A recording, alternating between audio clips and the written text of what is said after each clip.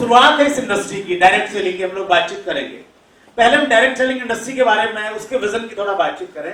Direct selling industry जिस तकनीक पे हम लोग काम कर रहे हैं, उसकी शुरुआत 1959 में अमेरिका से मानी जाती है। और जितने भी यूरोप के देश हैं या अमेरिका जैसे जो विकसित देश हैं, हर देश में डायरेक्ट सेलिंग बिजनेस का कारोबार चलता है। और वो इतने समृद्ध हुए, वहां की इकोनॉमी बहुत ज्यादा स्ट्रॉन्ग है, इसलिए क्योंकि वहां पे डायरेक्ट सेलिंग बिजनेस की जो हिस्सेदारी है वो अच्छी खासी है। और डायरेक्ट सेलिंग की अच्छी खासी हिस्सेदारी होने का मतलब ये है कि 2 नंबर के जितने भी काम हैं वो सारे ऑटोमेटिक खत्म हो जाते हैं डायरेक्ट सेलिंग को अपनाने की वजह से। Right sir? यस। हमारे देश में अगर हम डायरेक्ट सेलिंग की बातचीत करें तो 1990 के बाद में कुछ विदेशी कंपनियां हमारे देश में इस कॉन्सेप्ट को लेके आई। लोगों ने कॉन्सेप्ट बहुत अच्छा लगा कि जब कंपनी से सीधा सामान हमारे तक आएगा और मिडलमैन और एडवर्टाइजमेंट का पैसा बचेगा, ये बढ़िया चीज है।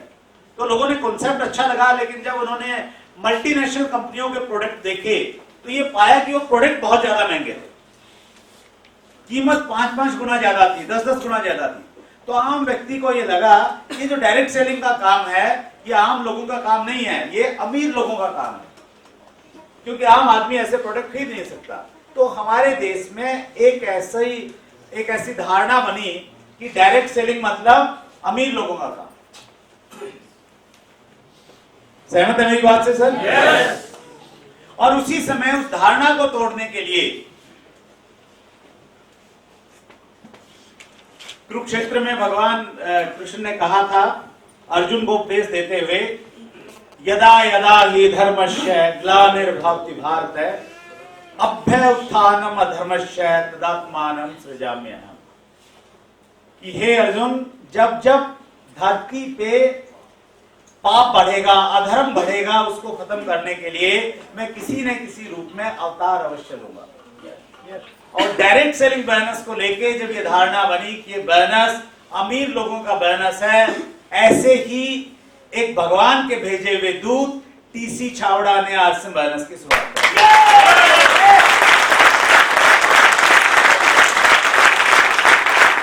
एक ऐसा प्रोडक्ट उन्होंने दिया जो संभवतः विश्व में उससे पहले किसी कंपनी ने नहीं दिया था, और वो प्रोडक्ट था कपड़ा, पैंट पीस। पैंट पीस के साथ में शुरुआत हुई अगस्त 2000 में, फिर शर्ट आ गई, फिर दूसरे प्रोडक्ट ऐड इसमें होते चले गए, और आज हमारे पास में बहुत सारे प्रोडक्ट्स हैं, बहुत बड़ी एक रेंज है। डायरेक्ट सेलिंग बिजनेस को लेके चूंकि एक नई चीज थी हमारे देश के लिए, इसको लेके कोई अलग से कानून नहीं है। बड़ी समस्या यहाँ आने लग गई। कुछ कंपनियां आती थी, मनी सर्कुलेशन करती थी, सही कंपनियां करती थी, उसमें दोनों में डिफरेंस कैसे किया जाए कि सही क्या है और गलत क्या है, वो एक बड़ी समस्या थी। उसको लेके देश में कुछ एसोसिएशन आगे आई, उन्होंने काम करना शुरू किया, और उन एसोसिएशनों का परिणाम था कि 2016 में भारत सरकार ने, जो कंज्यूमर अफेयर मिनिस्ट्री है, उसने डायरेक्ट सेलिंग के ऊपर में गाइडलाइन जारी की और ये बताया कि सही कंपनी जो है वो इन चीजों का पालन करेगी, वो सही कंपनी मानी जाएगी। Right sir? यस। तो ये एक पैमाना बना दिया। हालांकि वो जो पैमाना है, वो जो गाइडलाइन है, उससे काफी काम तो सोल्व हो गया, लेकिन पूरी जो क्लैरिटी उसकी वजह से भी नहीं आ पाई है। अब हम लोग प्रयास कर रहे हैं कि जो हमारे यहाँ पे कंज्यूमर प्रोटेक्शन एक्ट है, जो पहले से एक कानून है, और उस कानून में डायरेक्ट सेलर्स की डेफिनेशन आ जाए, डायरेक्ट सेलिंग कंपनियों की डेफिनेशन आ जाए, और ये आने से फिर हम सब लोग कंज्यूमर प्रोटेक्शन एक्ट के तहत काम करना शुरू कर देंगे, जिसके लिए हम लोग प्रयासरत हैं। और इसका जो अमेंडमेंट है वो पार्लियामेंट की स्टैंडिंग कमेटी के पास में है, और हम उम्मीद कर रहे हैं कि अभी जो विंटर सेशन स्टार्ट होगा उसमें शायद वो पास हो जाएगा।